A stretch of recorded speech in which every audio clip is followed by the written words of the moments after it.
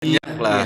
Apalagi nanti Langit Biru bisa langsung mengikuti perkembangan informasi Nah, di itu daerah dia, itu dia, bencana. itu dia. Jadinya Itu saya ini masih. iya. Nah, setelah itu merupakan tanggung jawab pemerintah. Pemerintah punya program yaitu Desa Tangguh Bencana. Apa itu, Pak? Ya, Desa Tangguh Bencana yaitu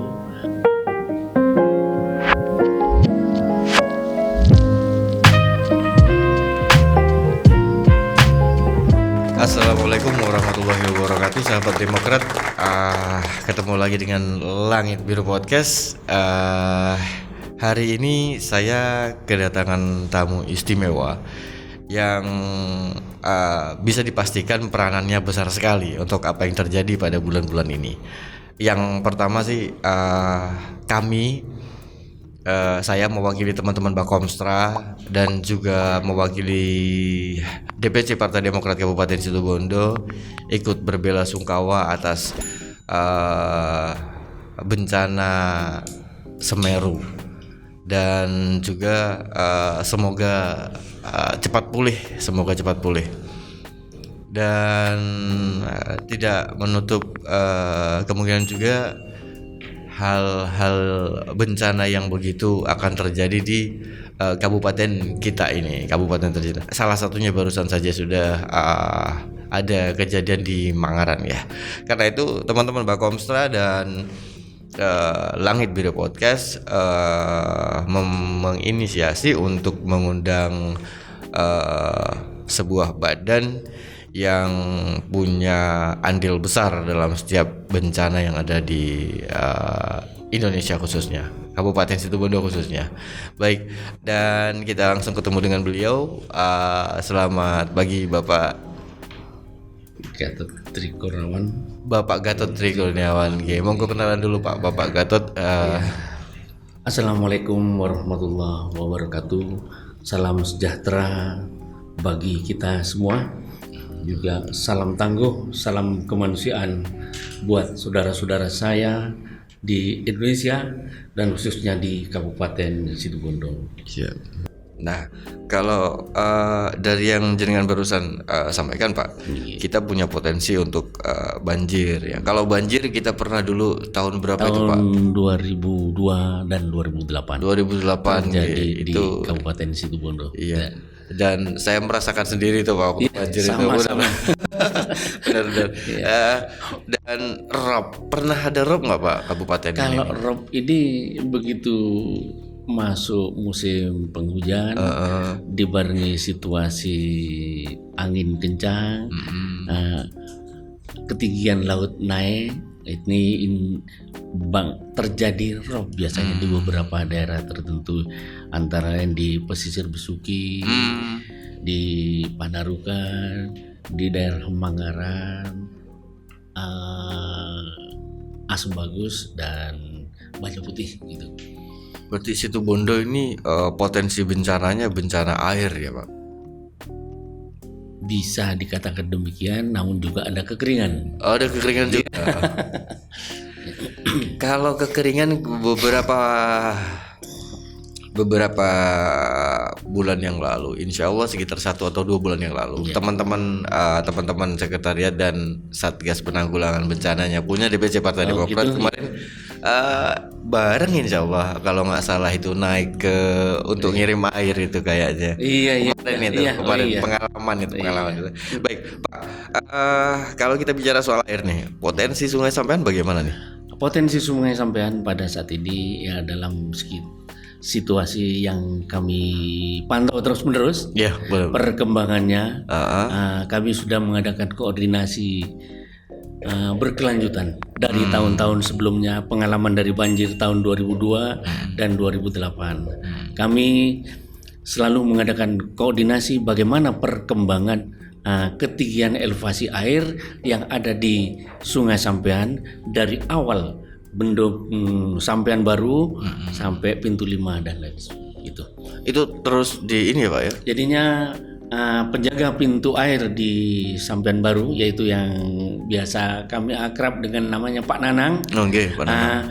Beliau melalui radio komunikasi baik juga HT akan memberikan informasi setiap waktu adanya perkembangan situasi air, ketinggian air di Bendung Sampean Baru, dan juga informasi tentang intensitas hujan yang ada di wilayah Bondowoso. Berarti sudah aman untuk Sungai Sampean nih ya. Kalau demikian aman, namun namanya bencana, Iya. kita Tapi paling memang tidak kan perlu sudah ada persiapan, Pak. waspada dan kesiapsiagaan masyarakat begitu. Ya. Benar. Kalau seandainya Pak, nih ada sebuah bencana, Iya. misalnya nih ada sebuah bencana yang dilakukan nih dalam 24 jam pertama apa nih Pak?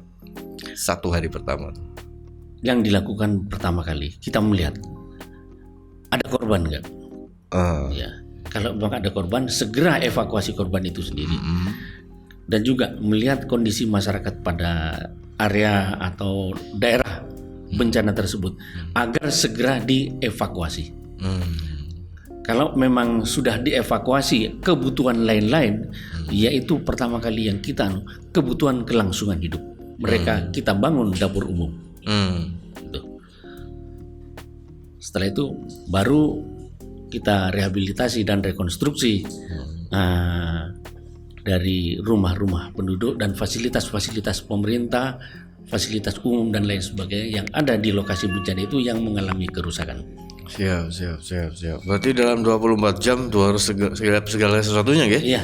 Mulai dari bencana itu pasti turun ya Pak kalau BPBD ya? Atau ada tim Satgas sendiri? Misalnya nih bencana misalnya bencana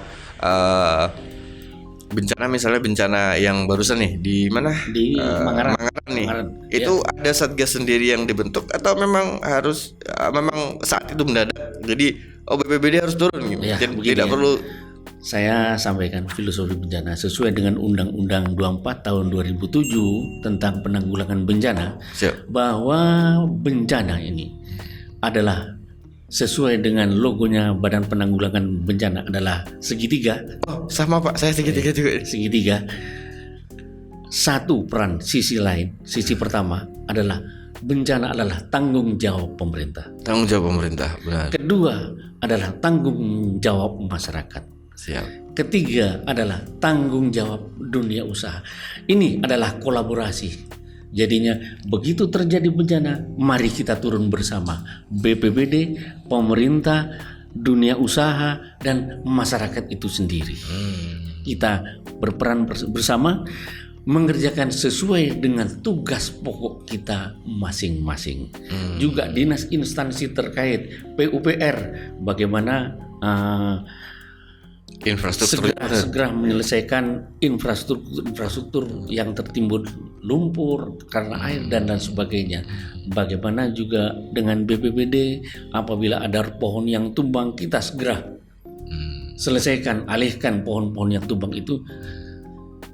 Dan setelah itu ada pengkajian dan perhitungan pasca bencana. Jadinya rumah-rumah penduduk yang mengalami kerusakan itu kita taksir berapa tingkat kerugiannya. Itu dari aparat paling bawah, dari RT disampaikan ke desa berapa kerugian, berapa korban, jumlah jiwa dan lain sebagainya.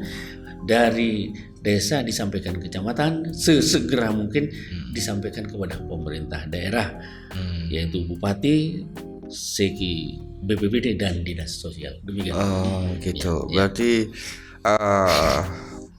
runtutannya harus jelas ya Pak ya? Iya. Jelas sekali ya Iya. runtutannya. Dan itu pun harus diketahui 3 pilar. 3 pilar apa saja tuh Pak? 3 pilar itu pemerintah kecamatan, Babinsa, Pak Kapolsek, Pak dan Ramil harus Ramil. tanda tangan di berita acara kejadian bencana tersebut. Siap. Jadinya masing-masing pilar komando akan mengetahui tentang data yang sama. Ini Pak, kalau seandainya itu sudah nih Pak, sudah nih laporan sudah ya jumlah korban, ini kerugian, taksiran kerugian itu setelah sampai di misalnya desa sampai ke kecamatan sampai ke kabupaten, apa tindakan pemerintah setelah itu? Memberikan bantuan. dianalisis. Dianalisis. Jadinya kerugian rumah, kebijakan pemerintah untuk mengganti sebagian dari kerusakan. Tidak seluruhnya. tersebut. Tidak seluruhnya ya Pak. Iya, karena Sebagian. sesuai dengan kemampuan anggaran belanja.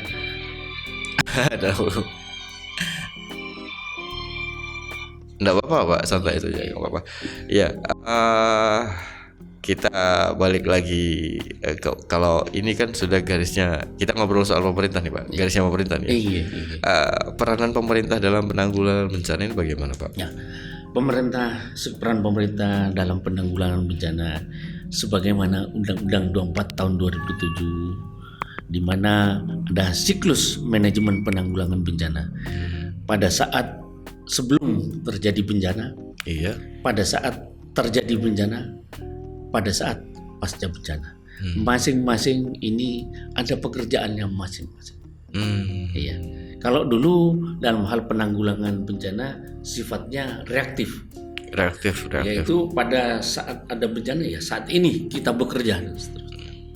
Namun setelah terbentuknya Undang-Undang nomor 24 tahun 2007, Iya. yaitu tentang Badan Penanggulangan Bencana, maka ada tahapan-tahapan tentang penanggulangan bencana, yaitu kesiapan pra bencana, sebelum terjadinya bencana, saat bencana, dan setelah terjadinya bencana. Sebelum terjadinya bencana, tentunya kita ada pekerjaan-pekerjaan yang bersifat edukatif kepada masyarakat, Siap. memberikan pelatihan, pendidikan, dan juga ya mungkin model-model seperti ini adalah bagian dari tugas kita mensosialisasikan kepada masyarakat di saat pra bencana. Iya, saya juga berterima kasih. Jadinya masyarakat dalam situasi ini, media ini berperan serta memberikan pencerahan, masukan-masukan kepada masyarakat dan gambaran-gambaran masyarakat bagaimana peran kita semua dalam rangka penanggulangan bencana. Amin, insya Allah. Mudah-mudahan kami bermanfaat Pak. Mudah-mudahan.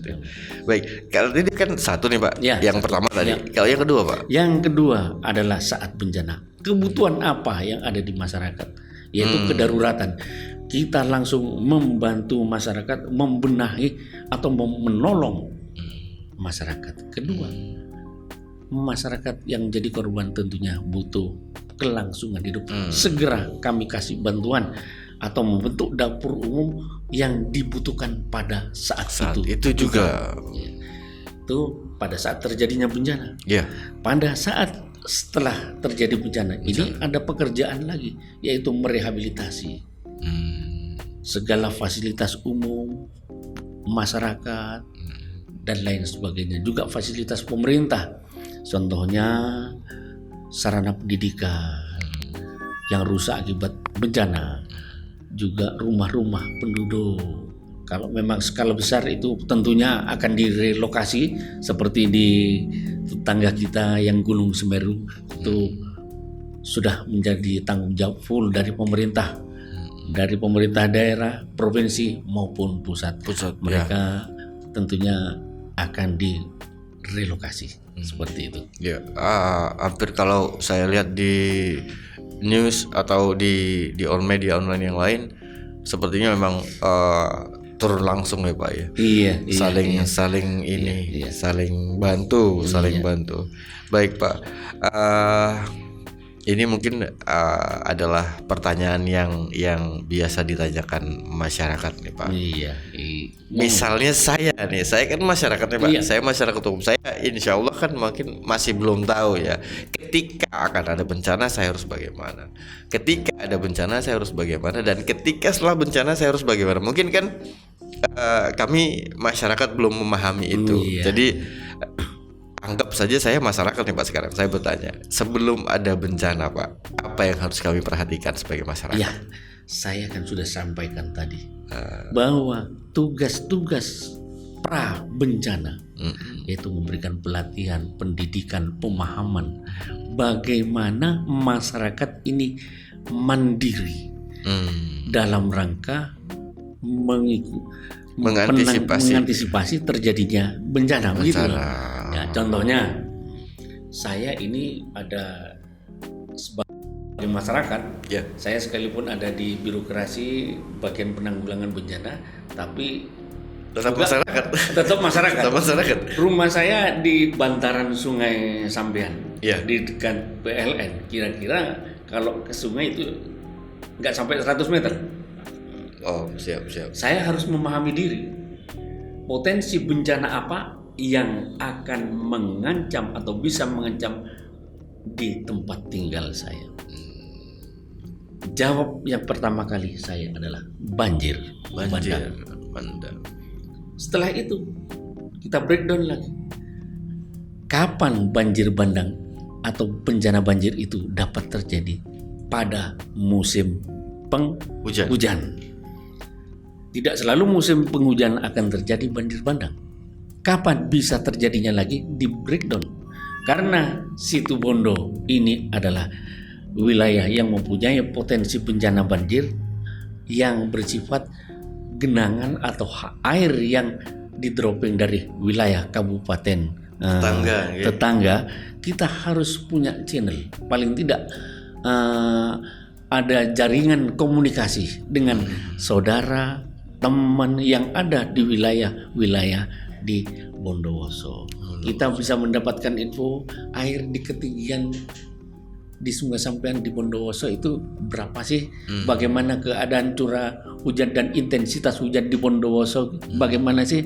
Atau paling tidak kita mengikuti perkembangan informasi yang dikeluarkan oleh dinas instansi setempat, BPBD melalui grup Bondowoso maksudnya? Situ Bondo melalui grup WA. Jadinya kita memberikan informasi bahwa ketinggian air pada jam sekian, elevasi bukaan pintu air Bondowoso sekian, ketinggian air di Sampean Baru sekian. Kita hidup tenang. Kita mengikuti perkembangan inilah yang kami harapkan peran serta kita memberikan informasi kepada masyarakat perkembangan yang seperti ini dalam rangka mengurangi potensi risiko bencana. Siap. Iya, berarti kita membantu masyarakat agar masyarakat bisa terkurang dari risiko bencana gitu. Amin. Ya, Ben. Itu berarti masyarakat punya wajib punya kesiapan sendiri, ya Pak. Belajar sambil mencari informasi. Iya. Nah, setelah itu merupakan tanggung jawab pemerintah. Pemerintah punya program yaitu Desa Tangguh Bencana. Apa itu, Pak? Iya. Desa Tangguh Bencana yaitu adalah suatu desa yang ada di daerah rawan bencana, yaitu dalam rangka meningkatkan kapasitas kelembagaan desa dan kapasitas masyarakat desa itu sendiri mampu mandiri dalam rangka menanggulangi bencana. Di sana kami berikan pemahaman melalui pelatihan penanggulangan bencana, potensi apa yang ada di desa itu. Potensi bencana apa? Ya, kami kasih pengertian kepada masyarakat saudara-saudara kami di sana itu. Ya, sekaligus bencana ini amannya kalau masyarakat mengevakuasi diri kemana. Itu dalam pelatihan tersebut kami memberdayakan masyarakat. Berarti kita meningkatkan kapasitas masyarakat itu sendiri agar mereka mampu paham. Kalau di sini daerah yang aman Bapak itu ada di TTA. Ya. Kami buatkan di Renkon desa itu TTA. Mereka paham karena mereka yang menentukan sendiri TTA. Jalur yang aman masyarakat untuk mengevakuasi lewat mana? Lewat sini. Evacuation road ya. Iya. Oh iya. Kapan hari yang dia Sumber Malang itu saya kelihatan ada tulisan evacuation road. Itu teman-teman BPD itu. Iya. Itu merupakan jalin kerjasama BPBD Kabupaten Situbondo dengan BPBD Provinsi Jawa Timur. Jadinya sudah ada jalur evakuasi di sana. Ya. Dan juga kami membentuk forum pengurangan risiko bencana desa. Beda lagi dari yang tadi berarti Pak. Satu paket. Satu paket itu. Iya, satu paket. Kami membentuk forum pengurangan risiko bencana desa. Forum ini membantu Pak Kepala Desa. Pak Kepala Desa dalam rangka menanggulangi bencana. Jadinya forum ini memberikan masukan kepada Pak Kepala Desa. Di sini kebutuhan apa yang dibutuhkan apabila terjadi bencana. Jadi boleh dikatakan DPR-nya desa yang khusus ngurusi bencana ini, memberikan masukan. Juga bagaimana anggaran dana desa juga sebagian ini untuk kebencanaan mereka ini memberikan masukan kepada Bapak Kepala Desa. Legislatifnya desa tuh ya Pak ya? Bisa dianggap jadinya ya. memberikan masukan. Jadinya seandainya di desa ini perlu forum pengurangan risiko bencana desa ini mengadakan pertemuan dengan masyarakat desa, dan juga kami membentuk forum relawan desa. Ada lagi tuh. Itu masih satu paket atau satu paket masih dengan satu paket desa Tangguh ini. Jadi forum relawan desa ini sudah dibentuk. Bapak Kepala Desa nggak usah repot-repot, tinggal menunjuk, mengaktifkan relawan desa, ketuanya. Di sana sudah ada yang namanya bagian dapur umum sesuai dengan divisi yang kami bentuk masing-masing. Divisi identifikasi, dapur umum, itu dari semua unsur yang ada, potensi yang ada di masyarakat desa itu sendiri. Berarti lingkup kecilnya BPBD nih Pak. Kalau bisa dibilang kalau ini ya, kalau punya divisi macam-macam berarti kan BPD kecil itu Pak. Ya, bisa dikatakan begitu. Namun mereka alhamdulillah dan banyak terima kasih, mereka mandiri. Alhamdulillah. Mandiri, dan kami berupayakan bagaimana peran serta desa memfasilitasi ini. Jadinya mereka juga diupayakan mendapatkan pembiayaan dari anggaran desa. Dana desa gitu.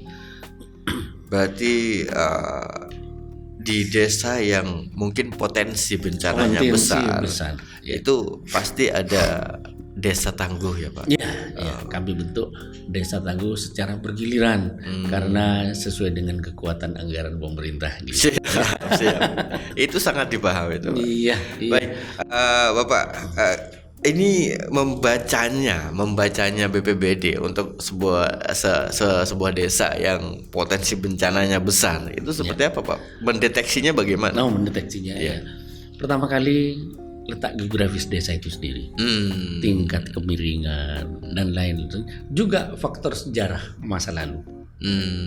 Kalau memang dari faktor geografis, topografi tanahnya memang terjal dan mengkhawatirkan, sering longsor, sejarahnya sering longsor, maka mereka dikategorikan daerah yang rawan longsor. Dan juga banyak hutan gundul dan lain sebagainya, kami kategorikan banjir longsor. Iya. Oh iya ya Pak ya. Iya. Ya, juga melalui forum ini saya juga ingin berpesan kepada saudara-saudara kita untuk daerah-daerah yang gundul, mari kita tanami dengan tanaman-tanaman yang bisa mereboisasi lahan-lahan tersebut. Nah iya Pak, untuk ini Pak, saya tertarik dengan reboisasi Pak. Reboisasi beberapa waktu yang lalu tuh ada beberapa teman-teman yang juga ada, insya Allah ada teman-teman BPBD itu yang menanam pohon. Iya. Menanam pohon. Terus dalam waktu dekat katanya mereka akan membuat mangrove katanya Pak, untuk menanam mangrove katanya untuk mengantisipasi rob. Iya. Itu benar Pak? Memang dalam rangka pencegahan dan kesiapsiagaan itu harus dilakukan. Reboisasi baik itu di daerah hutan yang gundul maupun di daerah pantai untuk mengantisipasi terjadinya rob. Namun demikian, segala pengadaan tentang reboisasi itu tergantung dari dinas instansi terkait. Itu siapa itu Pak? Dinas Lingkungan. Oh, Dinas Lingkungan Hidup. Kami membantu dalam hal personil untuk menanamkan. Namun demikian, untuk mencegah tanah longsor, barusan kami juga mencoba. Ini ada yang namanya rumput vetiver. Apa itu Pak? Rumput Iya. penyanyi Pak? Oh, Rumput vetiver kan ini nyanyi satu sedang saja ya? rumput yang agak besar, Oke. namun akarnya itu sampai ke bawah sepanjang kira-kira 5 meter. Ini berguna untuk menahan tanah-tanah yang dikhawatirkan untuk longsor. Ini. Di mana itu Pak tanaman? Kami 1 tahun yang lalu sudah kami tanam di daerah Sumber Malang di Plaza Rengganis. 16 tahun Ganis. Sudah dicoba di sana. Sudah dicoba di sana gitu.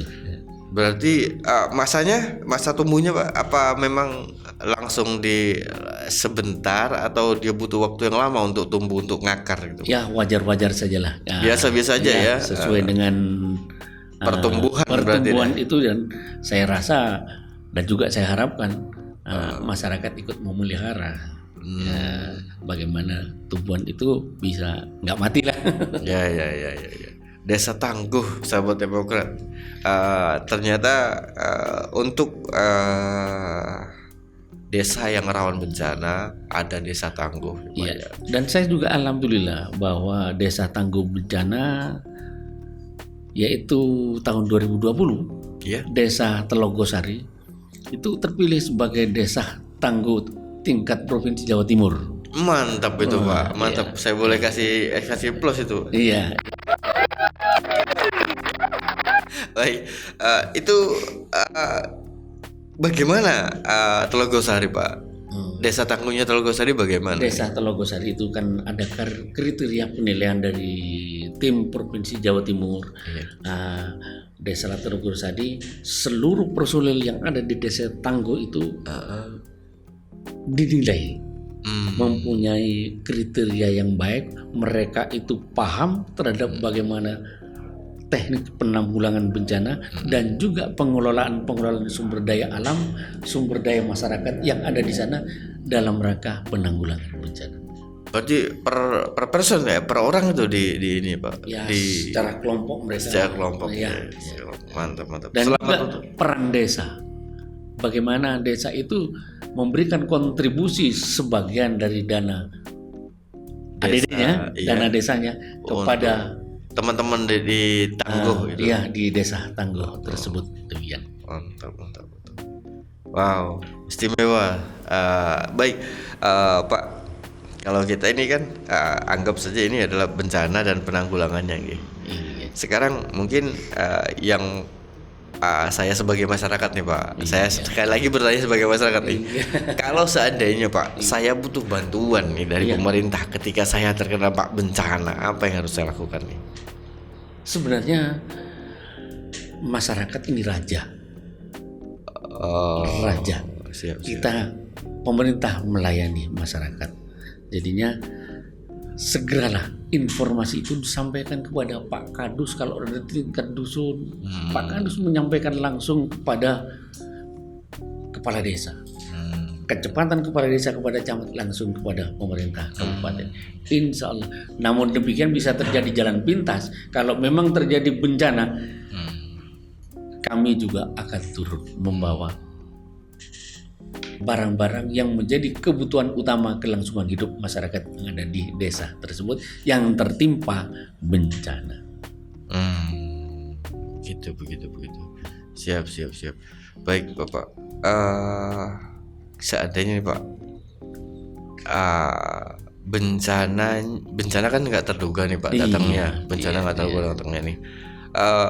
Kesiapan kira-kira Pak, kesiapan teman-teman Desa Tangguh itu bisa maksimal tidak Pak ketika harus ada bencana, misalnya nih longsor mendadak atau yang tidak direncanakan, misalnya banjir longsor mendadak yang tiba-tiba turun. Kira-kira teman-teman Tangguh ini wajib sigap atau bagaimana tuh? Tentunya saya harapkan sesuai yang menjadi komitmen kita bersama. Pada saat fase manajemen bencana, pada saat kesiapsiagaan pra bencana, tugas apa yang menjadi tugas kita? Begitu masuk musim penghujan, kalau di tingkat kabupaten itu ada apel kesiapsiagaan dalam rangka menanggulangi bencana hidrometeorologi. Bencana apa Pak? Bencana hidrometeorologi, Bencana apa itu Pak? yaitu bencana yang berkaitan dengan musim penghujan, banjir, rob, tanah longsor, angin puting beliung, kekeringan. Ini sekarang dijadikan satu, yaitu bencana hidrometeorologi yang terdiri dari bencana begitu. Iya. Bencana yang memang untuk hujan ya Pak ya. Iya, pengaruh dari musim hujan itu sendiri. Jadi bagaimana kesiapsiagaan pemerintah kabupaten, bagaimana kesiapsiagaan pemerintah kecamatan, bagaimana kesiapsiagaan pemerintah desa. Itu sudah harus kita siapkan setiap awal pergantian musim. Kalau di tingkat kabupaten, kita Bapak Bupati ini mengadakan apel kesiapsiagaan, diuji coba semua peralatan-peralatan, loader, dan lain peralatan berat dan lain sebagainya, tangki air dicoba ready-nya bagaimana. Takut ada situasi yang mendadak segera ditangani, kita langsung turun. Bagaimana stok pangan, bagaimana stok sembako, itu sudah harus ready semuanya. Begitu terjadi bencana, beliau kunjungan lapangan seperti yang kemarin dari dinas instansi terkait, baik itu BPBD, PMI, PUPR, juga dinas DLH yang berkaitan dengan bekerja sesuai dengan tugas pokok fungsinya masing-masing. Itu di tingkat kabupaten. Di tingkat kecamatan, tentunya Pak Camat bisa menggerakkan dinas instansi terkait yang punya andil besar dalam itu. Di tingkat desa, tentunya Bapak Kepala Desa harus menyiapkan kesiapsiagaan bencana potensi apa yang bisa terjadi di desa itu sendiri. Paling tidak stok lumbung pangan bagaimana dicek. Kesiapsiagaan kalau ada angin puting beliung, senso yang ada di desa itu bagaimana, apa ready apa tidak. Juga kesiapan personil semuanya. Paling tidak sebelum menyongsong perubahan musim, ya mohon maaf, kami tidak berharap terjadinya bencana, namun perlunya adanya kesiapsiagaan. Kesiapsiagaan masyarakat itu. Dan instansi. Alhamdulillah besar sekali ilmu yang saya dapat hari ini nih Pak. Jadi saya sedikit tahu akhirnya bahwa apa yang harus saya lakukan. Sama saja kami juga memberikan pengetahuan kepada masyarakat. Itu pengetahuan kita yang ada di mana kita ada hidup di suatu lingkungan, rumah kita sendiri mempunyai potensi bencana apa. Itu di rumah. Di rumah. Kita wisata. Contohnya kita wisata ke wilayah Parangtritis atau yang ada di pantai selatan. Kita berdiri di sana, kita berdiri berwisata, kita pikiran berjalan. Potensi bencana apa yang ada di sini? Siap. Bisa terjadi tsunami sewaktu-waktu. Kalau terjadi, saya harus lari lewat mana? Ya, itu dipikirkan sudah. Itu masuk di kesiapsiagaan kita berarti ya. Paling tidak kesiapsiagaan diri kita sendiri. Sepertinya kita perlu sampaikan bahwa di Jepang, itu potensi bencananya adalah tsunami. Namun tingkat korban jiwa yang ada di Jepang itu sangat kecil dibanding dengan bahaya yang begitu besar. Bahkan tingkat keselamatan seseorang itu 35% itu didukung karena mereka paham terhadap potensi bencana yang dan penanggulangan bencana di Jepang sendiri. Mereka paham 35% penduduk. Pemikiran mereka selamat 30% karena mereka sudah paham. Jadi mereka pasti siap, maksudnya siap ya Pak ya? Siap dan tahu, paham kemana saya harus berevakuasi kalau di tempat ini, kapan saya, itu mereka sudah paham. Makanya tingkat keselamatan di penduduk di Jepang itu ya begitu tinggi karena didukung oleh pengetahuan mereka sendiri. Saya berharap juga masyarakat Indonesia dan masyarakat Situbondo khususnya bisa seperti itu. Amin ya rabbal Ya, alamin. memang seakan-akan ini remeh, Ya, namun tapi sangat bermanfaat begitu. Penting sekali itu Pak, penting sekali. Baik, Bapak, mungkin ini pertanyaan terakhir nggih, pertanyaan terakhir. Iya. Pemerintah pasti akan menyiapkan bantuan untuk masyarakat yang ini ya Pak ya, untuk yang masyarakat yang terkena dampak bencana. Iya. Pasti ada bantuan nih. Iya. Untuk mendapatkan itu bagaimana Pak caranya? Apakah seperti yang jenengan bilang tadi bahwa itu harus didata dulu atau di ini harus laporan dulu, harus kemana dulu? Sebenarnya di tingkat desa atau di tingkat paling bawah itu begitu terjadi bencana secara tidak langsung maupun menjadi kewajiban pemerintah desa itu harus turun ke lapangan mendata para korban bencana yang meliputi korban jiwa, kerusakan dan lain sebagainya, itu harus terlapor dengan baik. Sampaikan kepada pejabat atau yang berwenang di atasnya. Mereka akan mengambil kebijakan untuk membantu sesuai dengan kemampuan daerah dan sesuai dengan mereka yang harus mendapatkan. Yes. Ya. Mudah-mudahan kita terhindar dari yang begitu-begitu ya Pak. Amin, amin. Memang itu yang diharapkan. Jadinya dalam persoalan bencana kita wajib belajar, wajib mengetahui, wajib mengantisipasi dalam kesiapsiagaan.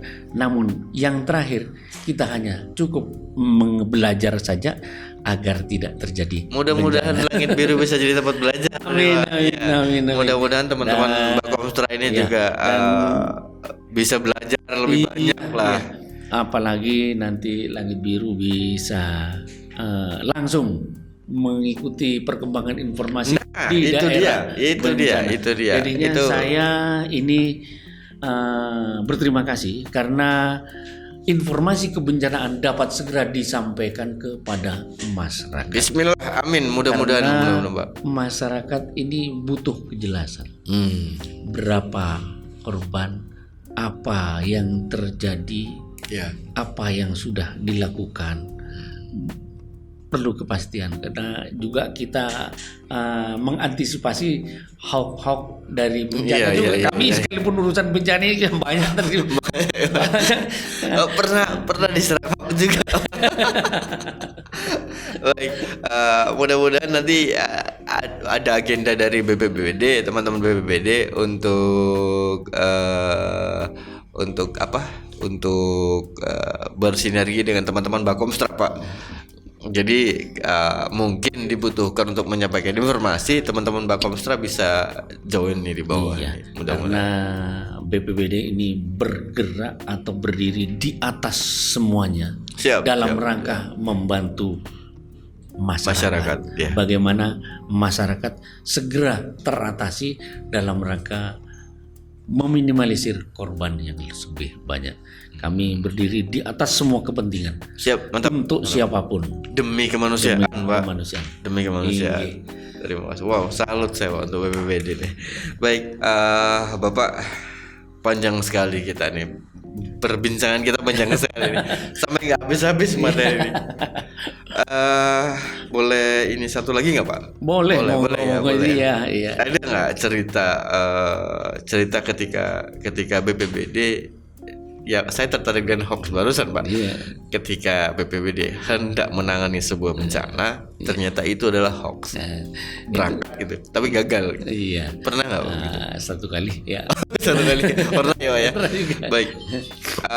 Sahabat Demokrat, informasi itu sangat penting ya. Informasi sangat penting dan hampir seluruhnya ini berkoneksi dengan yang namanya informasi. Media sosial merupakan ruang paling terbuka untuk membaca, menulis, baik menerima atau memberi informasi. Jadi saran saya untuk para hoaxers nih, mungkin kita harus lebih dulu menggali informasi yang sebenar-benarnya ya Pak. Sebelum kita menyebarkan. juga kepada masyarakat. Ya. Hendaknya itu lebih percaya kepada sumber-sumber yang dapat dipercaya. Siap. Gitu. Benar Pak ya. Iya, Benar. iya. Pada sumber yang kompeten ya, Pak, ya. Berkompeten gitu. Siap. Terima kasih Bapak atas hadirnya di sini. Iya. Baik, sahabat Demokrat, terima kasih. Sekian dulu untuk hari ini. Salam tangguh, salam sehat dan salam Demokrat. Assalamualaikum warahmatullahi wabarakatuh.